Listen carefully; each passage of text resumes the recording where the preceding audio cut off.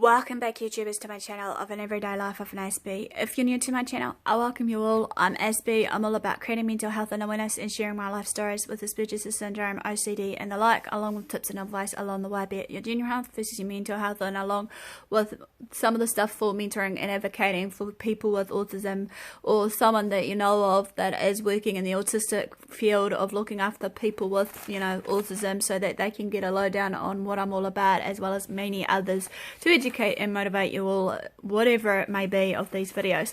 So if you're new, as I said, I'm hoping that in regards to what I'm sharing with you all, hopefully today or any other days, that some of these will be of value and use to you regardless, and that hopefully you're learning something along the way about me or just anything in general, basically. So as you know, basically right now I'm sharing basically the everyday life of just my next few series over, which was all about autism and workplace bullying, or the autism and employment series, which is obviously going to be covered into this part of it, of the workplace bullying, which hopefully will be broken down to 2-3 parts roughly as an estimate. But feel free to smash the like if you're liking these. Feel free to comment below if I've missed out anything, or just feel free to comment below to say, hey Aspie, how I'm doing, or whatever it may be, just to start a discussion or conversation. So let's begin this part 2 of the basics of the bullying, so that we can get a lowdown before I get real into depth of the next 2 parts at least of the bullying factor. As we know, basically, or as I said before in my very first video, there has been many cases at this point of time that has been shared, that I have heard and have come across in the autism support group networks that I am on Facebook right now, basically, that they have been bullied at work regardless of what it may be. They may be slow at work, maybe it's due to their differences of how they work, whatever it may be. And sometimes I feel that I thought to myself that this is many a times a problem for us autistic adults. Just bear in mind though, also as a lowdown, I'm addressing this as a form of autism bullying in the workforce, because obviously at this point of time, autistics do tend to be more of a target than many other people in the group, because of who and what we are and what we look like, and just based on our everyday quirks and characteristics, how we come across to others, sort of thing. And just bear in mind that also, that in saying this, I know that many others may have been bullied regardless of any other conditions that has gone out there, but I'm just trying to share from what I've experienced and heard about so far, so I'll bring out more later in the piece. But then you could tend to question, as again, with these problems for autistic adults that are being bullied in the workplace, as a whole. Accordingly to a survey in 2010 that was from the Workplace Bullying Institute, here say about 35% of workers has experienced first-hand bullying, basically.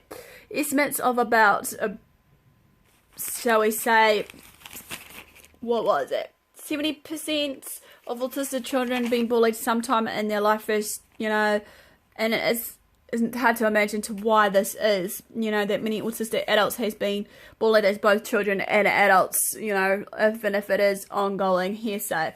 This is called a silent epidemic. However, it has not been shared about so many times in some, forums versus just anywhere to be discussed, however, and sometimes I believe it needs to be addressed. And this is distressing to the neurotypical employees, however.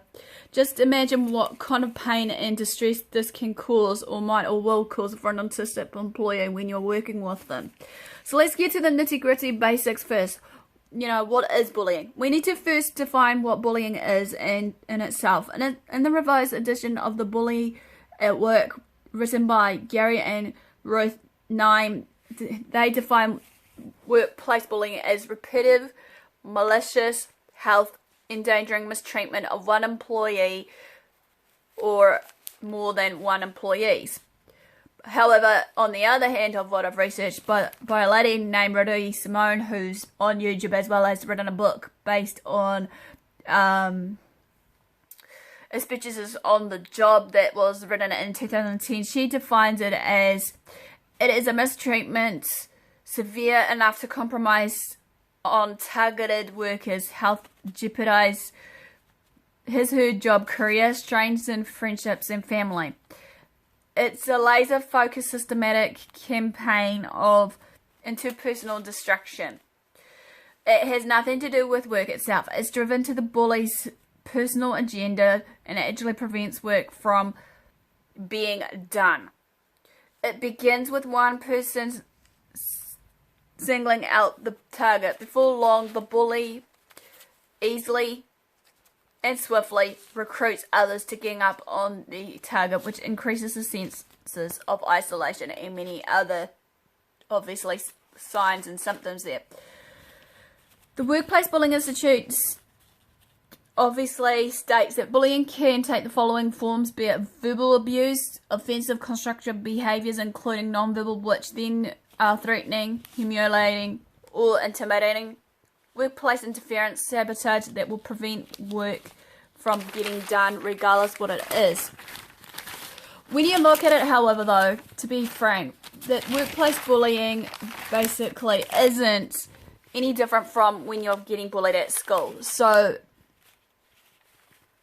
go figure. When you encounter school bullying, you may likely to encounter it through workplace if you're working with the same person that hasn't changed and decided to just keep taunting you for the rest of your life.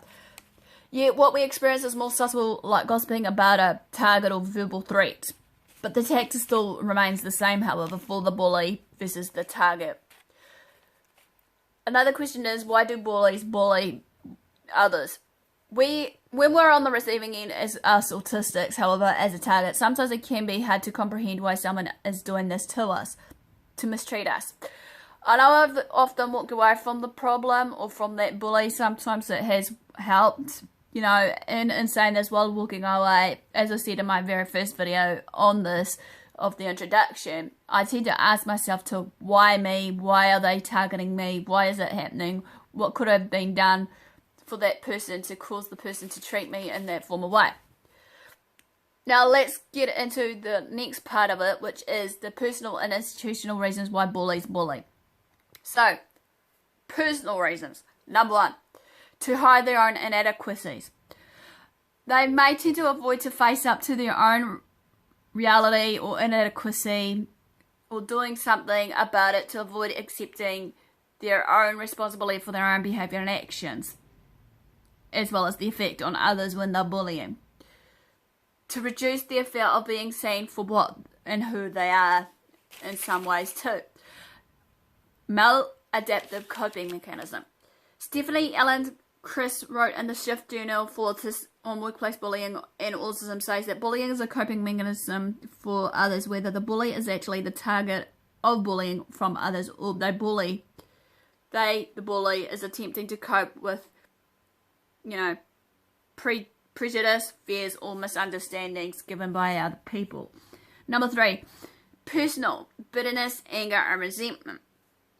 Bullies are seething with bitterness, resentment, anger and hatred, and often have wide anger prejudices as a vehicle of dumping their own anger onto others or their own insecurity to others, whatever it may be.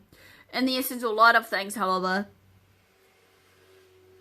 they're not learnt how to deal with their negative feelings. So therefore, again, and emotions, along with their thoughts, and instead of posting coping mechanisms for their negative feelings, etc., they just choose to take it out on others, regardless.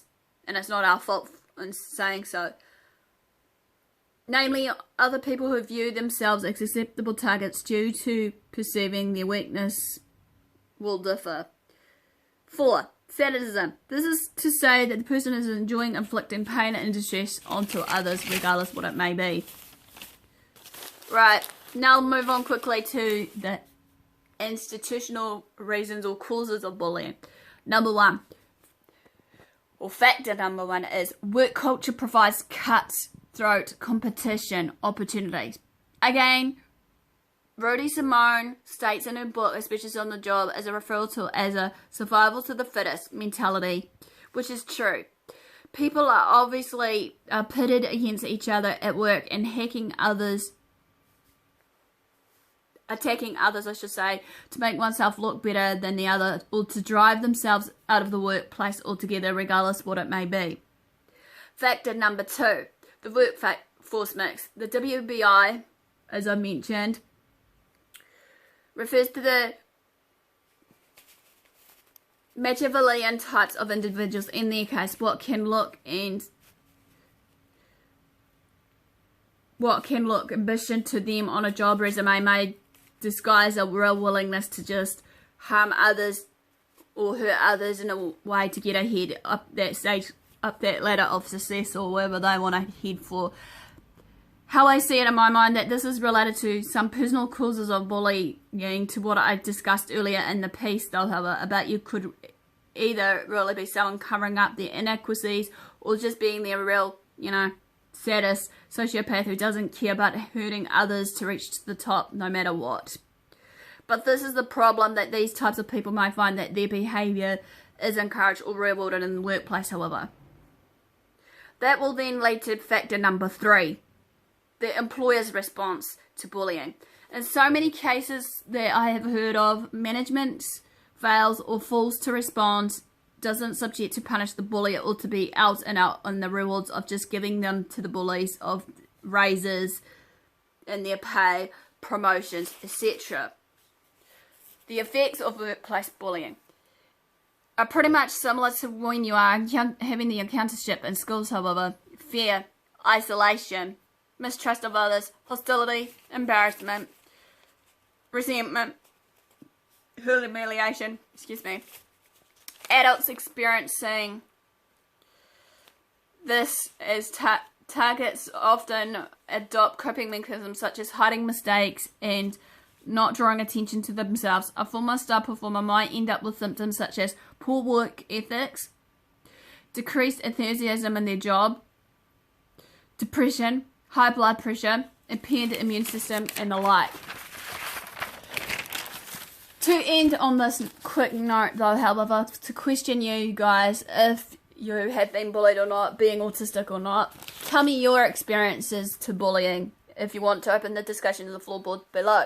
How did the workplace bullying affect you, your productivity, your health, etc., etc.? Have you left a job due to this workplace bullying? If so, what was done in the process? Did you decide to try and, talk it out with your management team before you left? Or did you just leave it as, I gave up and just wanted to, throw in the towel and let the bullies win or whatever? 4, what would you tell others, and also the autistics, especially in your situation, how to cope with this?